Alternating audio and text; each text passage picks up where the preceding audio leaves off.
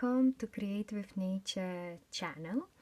I'm so glad I am back here with you and able to show you how to make from pressed flowers and leaves art into heart shape.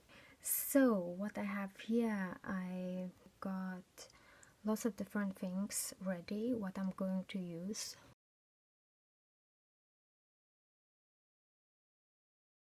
So I can show you what I done here.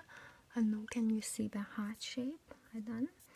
So now I'm gonna start picking flowers and arranging, because I really haven't decided how I'm going to make, which is I love, you know, it's fun always, just on the go to create with what I have.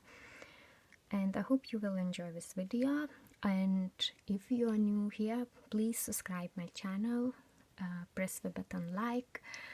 Thank you very much for your support, which very much appreciated. So enjoy this video and let's start.